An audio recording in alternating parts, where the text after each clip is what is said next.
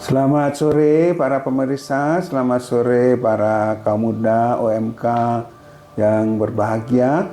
Seperti biasa saya ada tamu dan pada kesempatan ini ada tamu yang baru datang dari benua Afrika.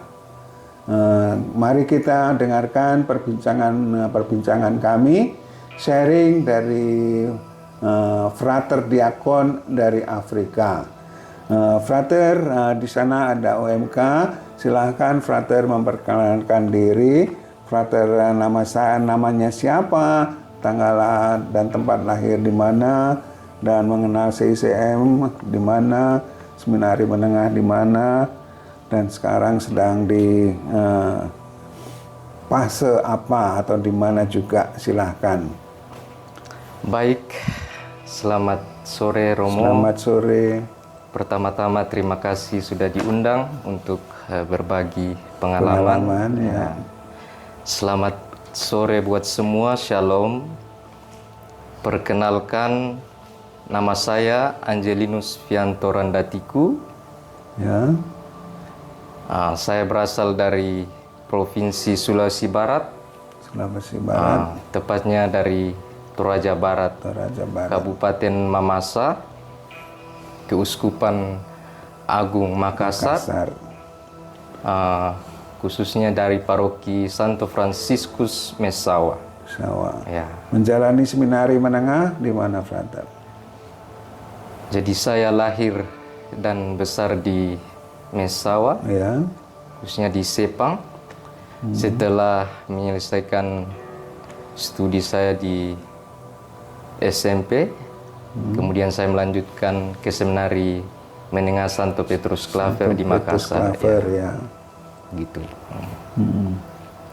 Nah, setelah selesai di seminari Petrus Claver, saya kemudian melanjutkan di tahun orientasi rohani di Sang Tunas di Daya 1 tahun. Setelah itu melanjutkan pendidikan di Jakarta, studi filsafat teologi di Sekolah Tinggi Filsafat Dria Karya.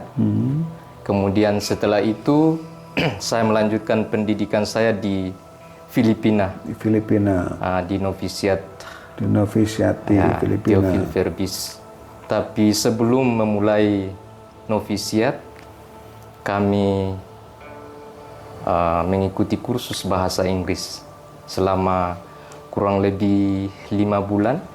Kami di St. Louis University di Baguio, universitas yang sangat besar, punya CICM besar juga dan terkenal di Filipina. Di situ kami belajar bahasa Inggris sebelum memulai masa novisiat. Ya. Selesai novisiat, kemudian setelah selesai novisiat, saya diminta untuk melanjutkan pendidikan saya di Kamerun.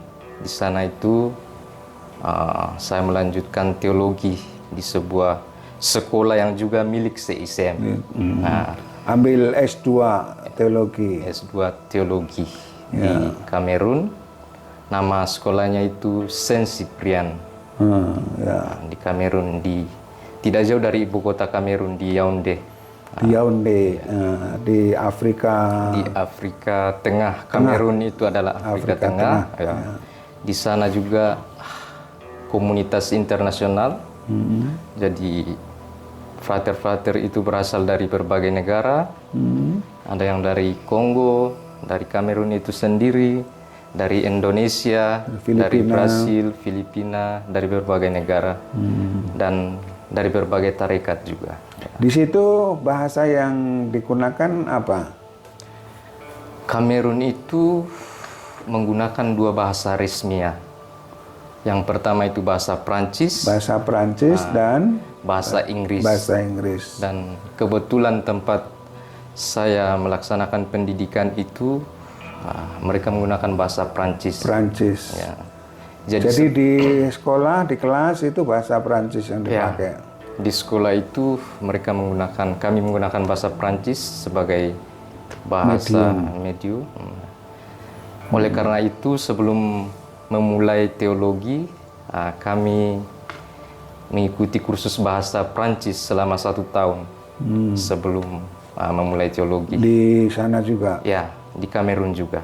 Bukan di Belgia seperti sebelumnya? Bukan di Belgia.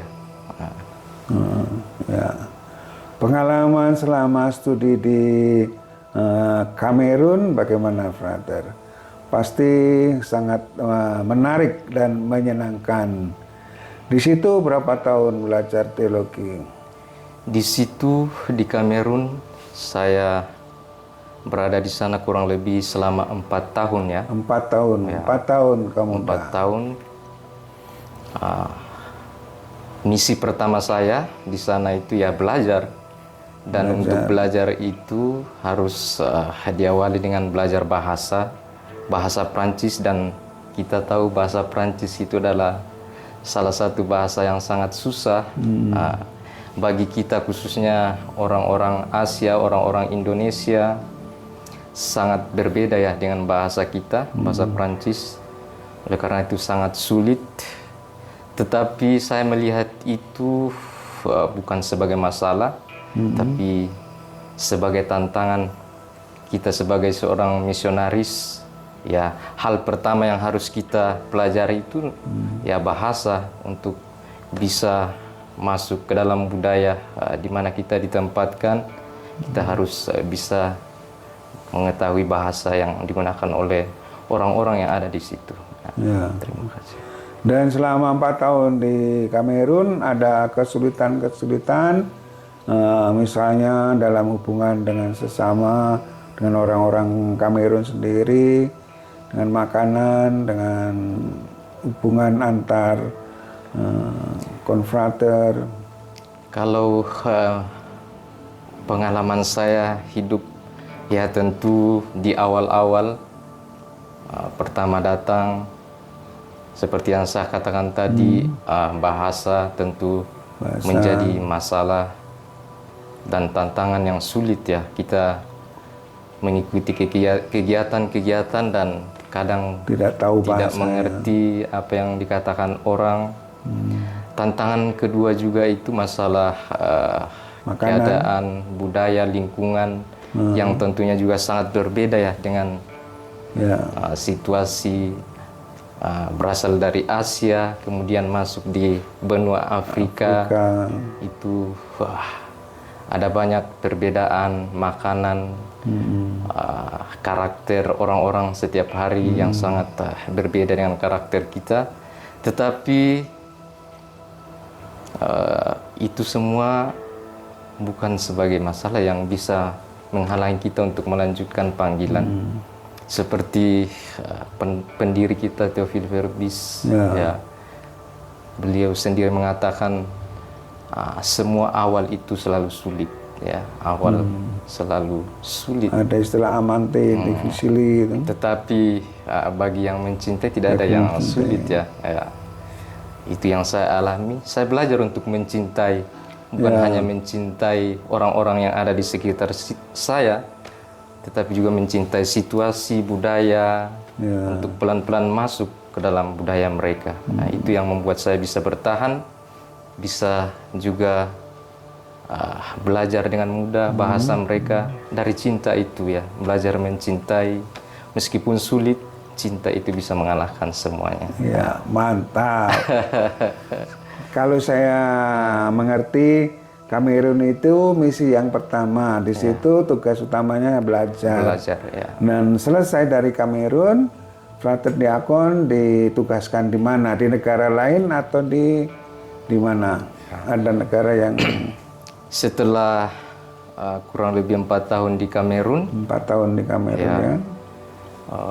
Kongregasi mengirim saya ke negara yang baru, itu Republik Demokratik Kongo. Republik Demokratik Kongo. Singkatnya Kongo. Kongo RDC. RDC, ya. Kongo itu ada 2. Ya. Republik Kongo dengan Republik Demokratik Kongo.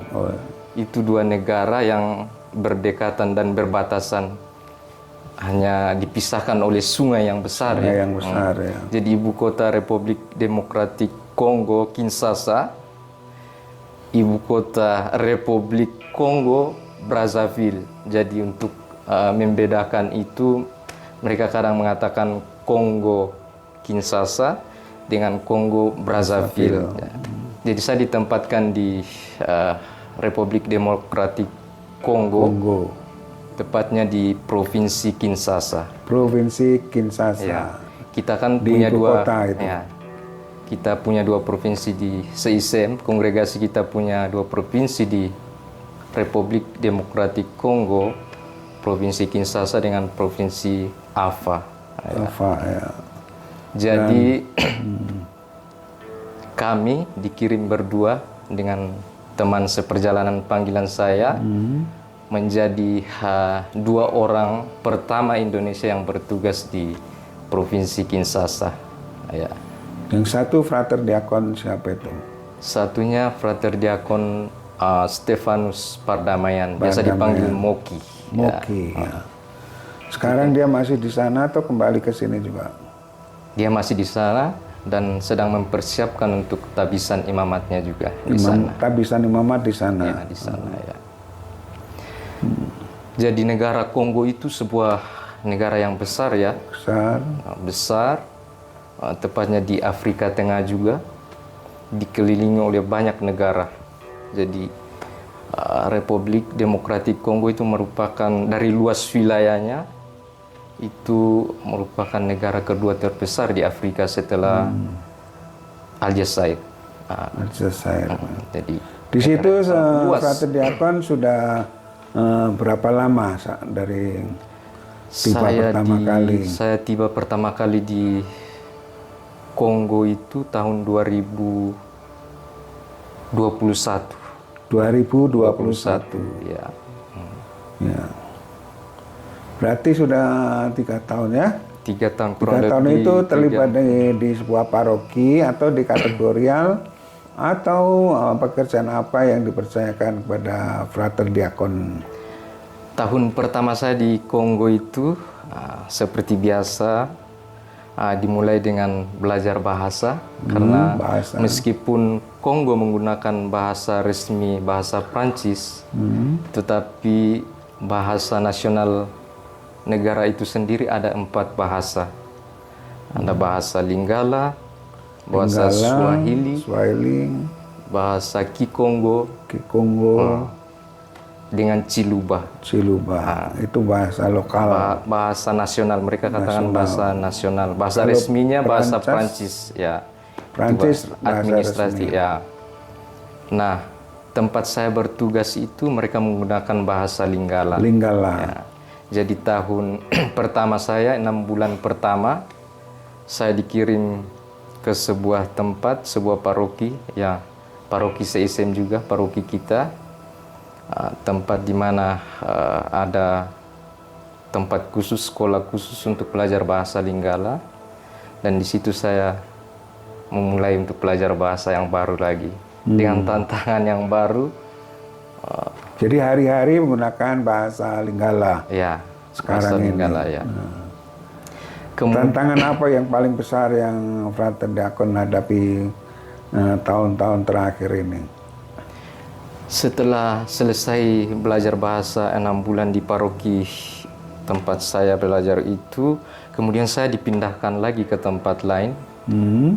Di situ saya memulai masa top saya, tahun orientasi pastoral saya. Itu sangat jauh dari kota, ya, ada di sebuah desa kecil di pinggir sungai besar. Di Kongo itu ada sungai Kongo yang sangat besar dan panjang yang melewati tengah-tengah negara Kongo itu sendiri, dan sangat panjang. Sungai Kongo namanya. Sungai Kongo, ya. Itu sangat jauh dari Kinshasa, ibu kota negara itu, dan untuk sampai ke sana medannya sangat sulit. Itu pertama kita naik pesawat yang kecil, 13-12 orang, kemudian kita naik perahu cepat. Jadi komunitas kami di sana punya perahu. Komunitas punya perahu? Komunitas punya perahu. Bukan karena pabrik, ya?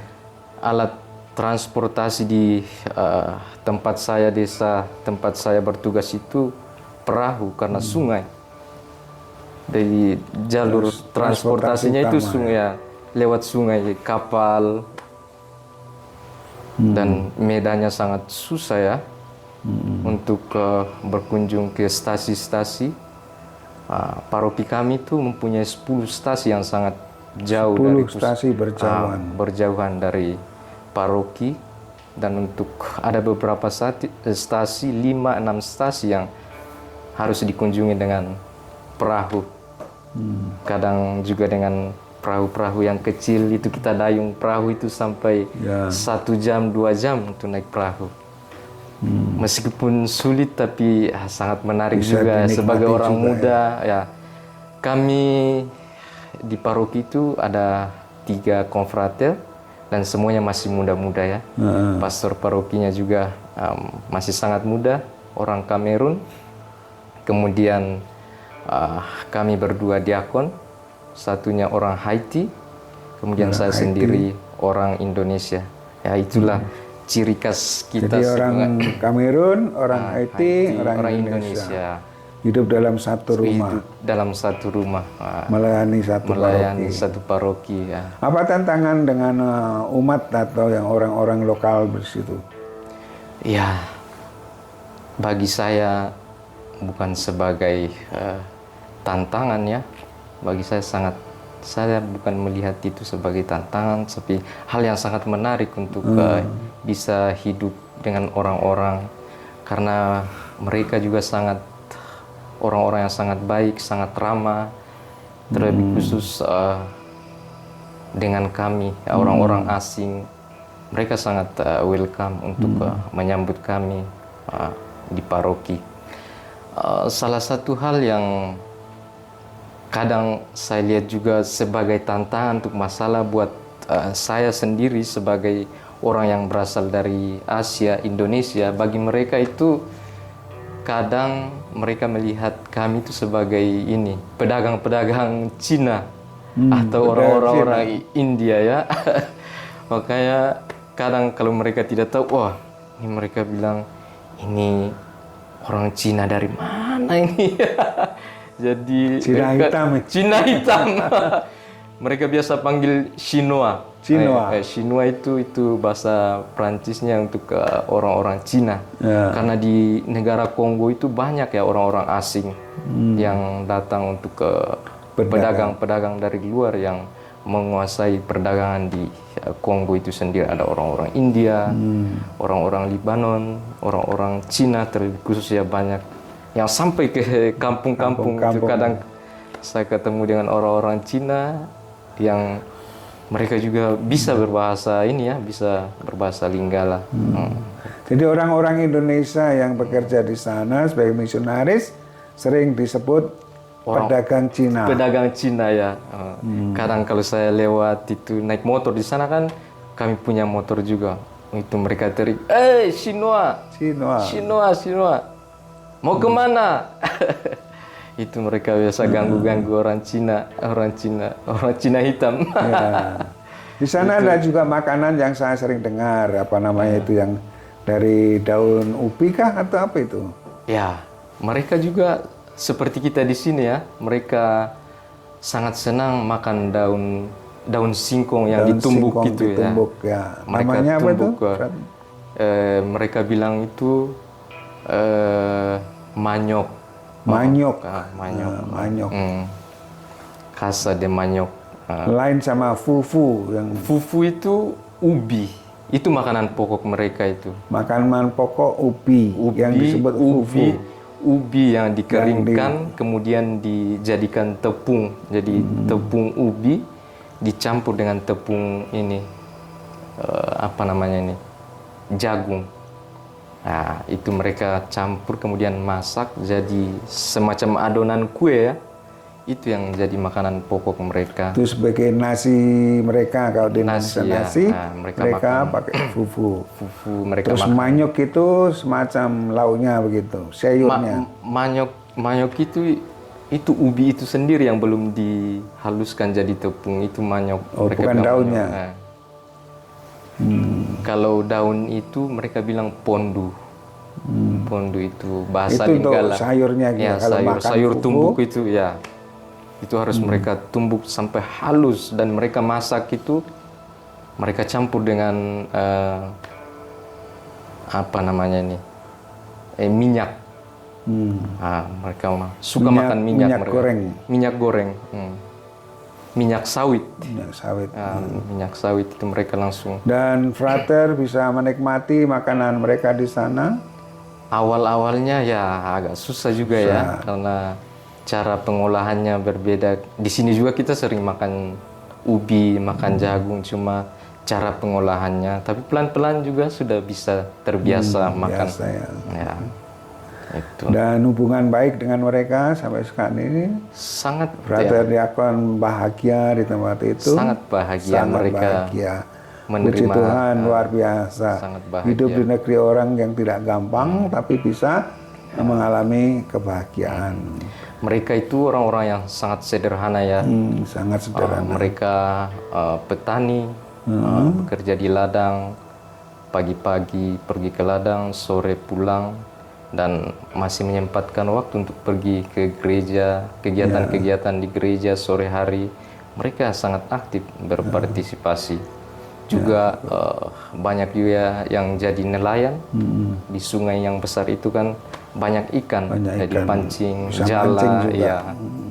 Jadi setiap hari itu kami makannya makan ikan. Nah, kadang umat kasih ikan, kadang kami beli sendiri ikannya, kadang juga pancing sendiri dengan anak-anak di pinggir sungai yang besar itu.